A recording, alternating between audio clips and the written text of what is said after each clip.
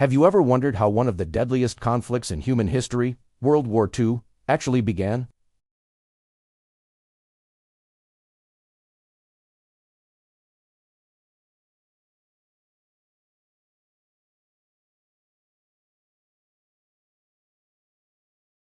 The Treaty of Versailles is signed, imposing heavy penalties on Germany.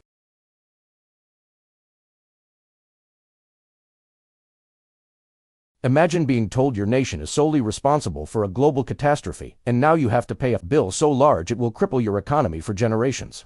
This treaty, meant to ensure peace, instead planted seeds of resentment that would grow into a forest of anger.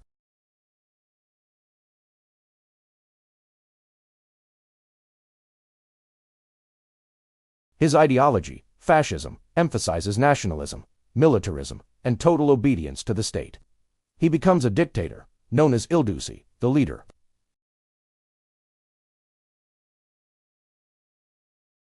Hyperinflation is out of control. People are using wheelbarrows full of cash just to buy a loaf of bread. The global Great Depression hits in 1929, making things even worse.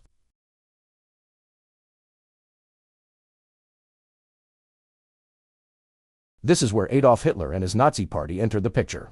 Hitler is a charismatic speaker who taps into the deep well of German anger and humiliation. He tells the people they've been betrayed by their leaders and wronged by the world.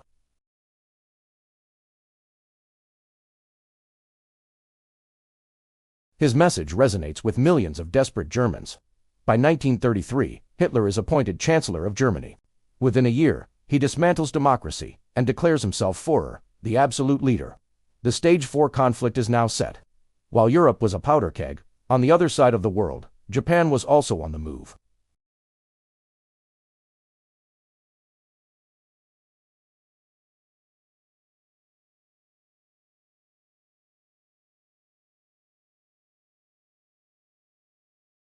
The League of Nations, the international body created after World War I to prevent another war, condemned Japan's actions. But what did they do? Essentially, nothing. Japan simply walked out of the League, facing no real consequences.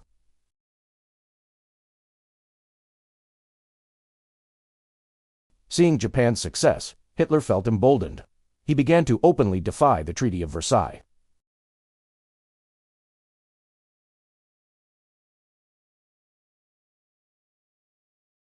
A year later, in 1936, he took an even bigger gamble. He ordered German troops to march into the Rhineland, a demilitarized zone on the border with France.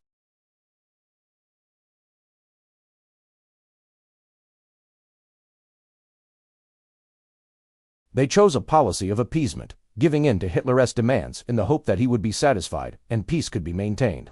They hoped that by letting him have a little, he wouldn't try to take a lot. It was a fatal miscalculation. Appeasement only fed Hitler's appetite. He formed an alliance with Mussolini's Italy, the Rome-Berlin Axis. Their goals were aligned: territorial expansion and the destruction of the existing world order. In 1938, Hitler's ambitions turned towards Austria, his birth country.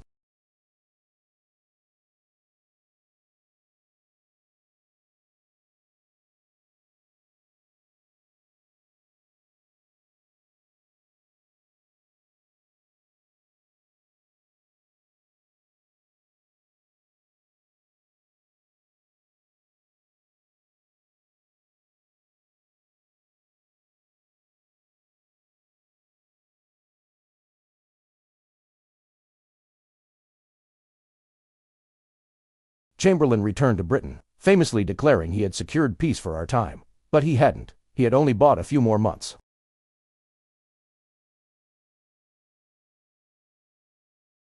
The policy of appeasement was officially dead.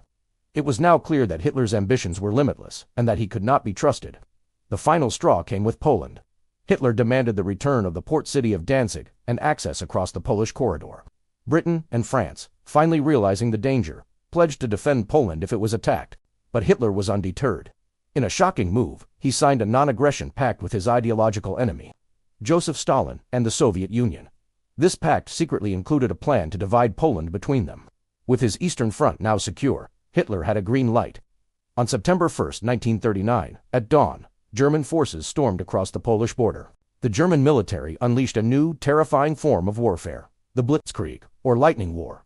It was a swift, coordinated attack, using tanks, planes, and infantry to overwhelm the enemy before they could even react. The Polish army, though brave, was no match for the German war machine.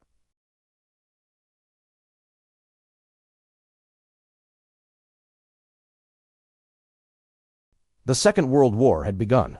What started with the bitter aftermath of one war, fueled by economic despair and radical ideologies, had spiraled into a new, even more devastating global conflict. The failure of appeasement, the weakness of international institutions, and the unchecked ambition of dictators set the world on a path to destruction that would last for 6 long years and claim the lives of over 70 million people. It's a stark reminder of how fragile peace can be and why understanding our history is so crucial to protecting our future.